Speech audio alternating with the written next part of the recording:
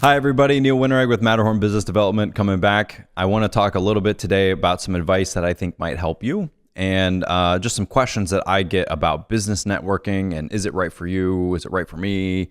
Things of that nature. So I want to talk a little bit about what I've learned after hosting a business networking group for about a year now. I'm coming up on the year anniversary in about a month of having my own networking group.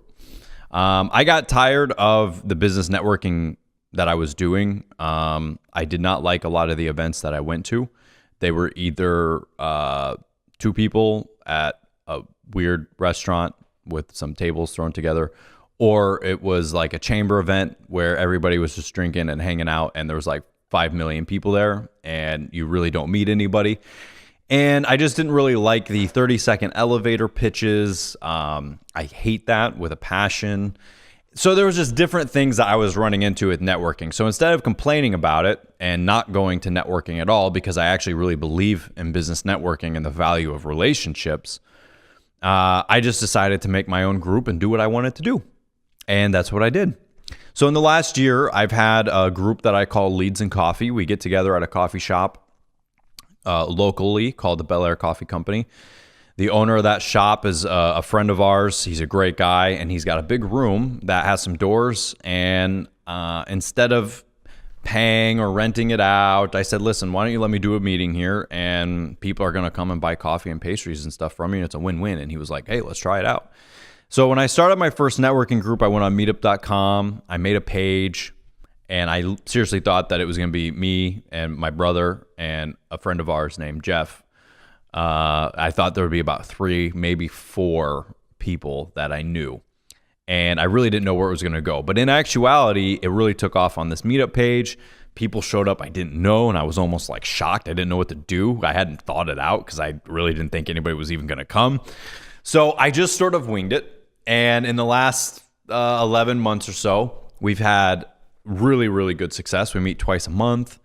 I don't have 30-second pitches. I give you time to stand up and actually talk. We have about 20 people that show up regularly at each meeting. It's not the same 20, but we usually have about 20 people total at each meeting. Some people come and go. There's no dues. It's free. It's just awesome. And people who don't fit into the group just don't come back. That's kind of the great thing about it. Somebody shows up, they don't really fit in.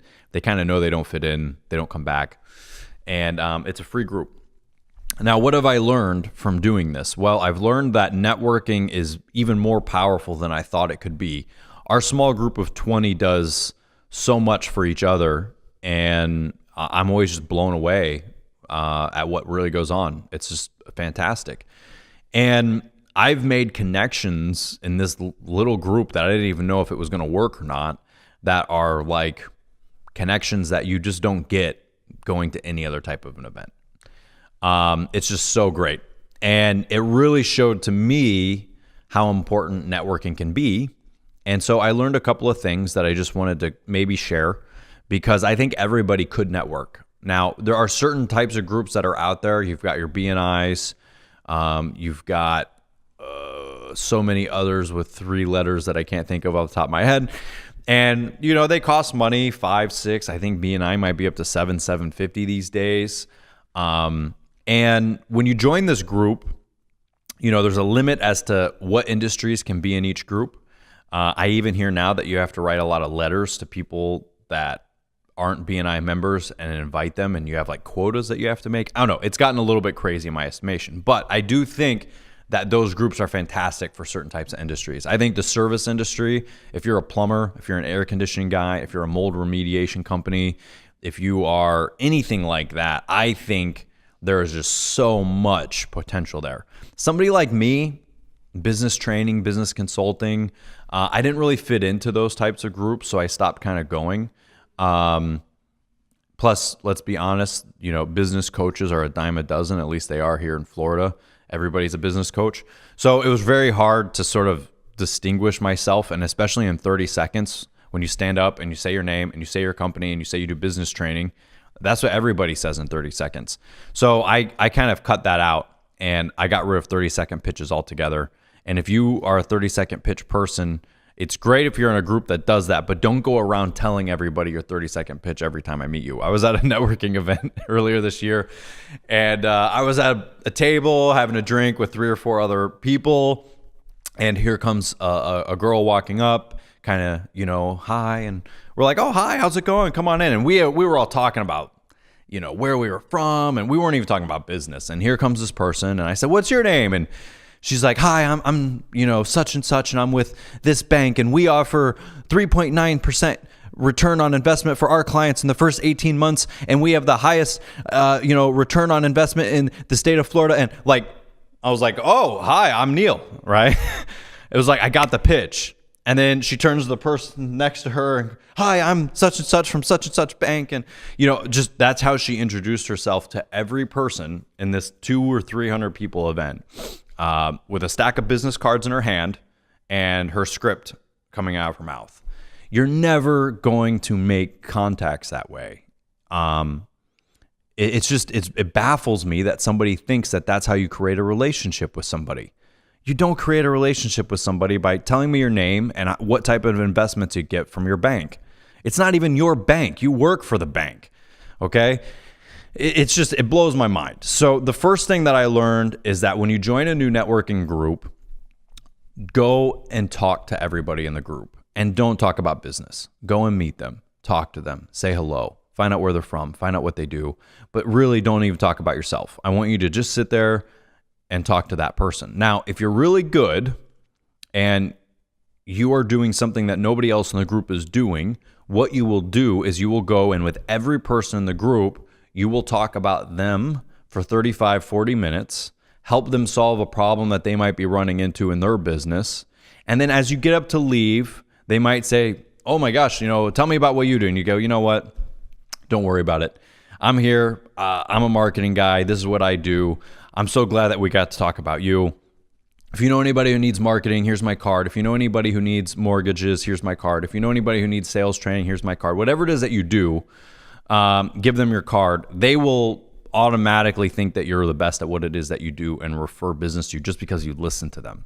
So if you are in a big group, a BNI, whatever, I know that they have one-to-ones and set amount of meetings that you're supposed to do and all that. Stop talking about yourself and just talk about the person that's there.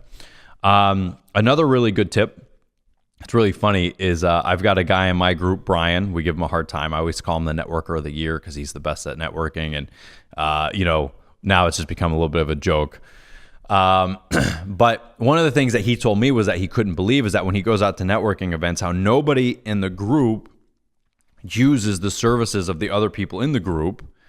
And it becomes really weird. And, he's like, well, if I can give business to somebody, even if it's $50 or $100 and have them do something for me, I don't care. And so he actually uses the people within the networking events that he goes to and creates relationships that way. And the amount of business he gets back in return is just huge.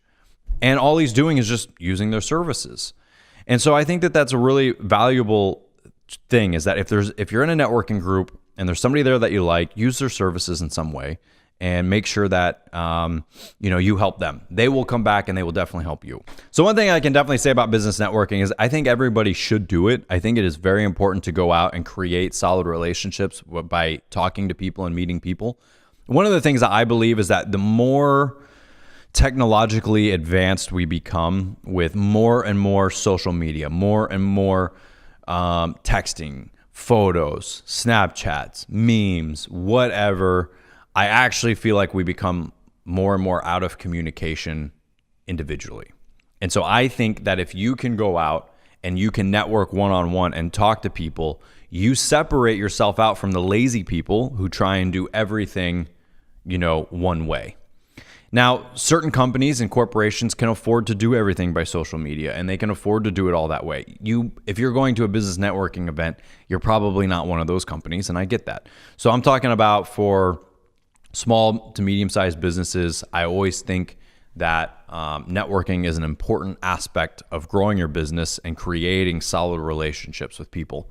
So I do think it's very important. If you are not surrounded by a networking event that you like and you don't want to pay $750 to BNI, start your own group. Just go out and do it. make the group the way that you want to do it. And eventually people will fall into your way of thinking and you'll have your own group that meets.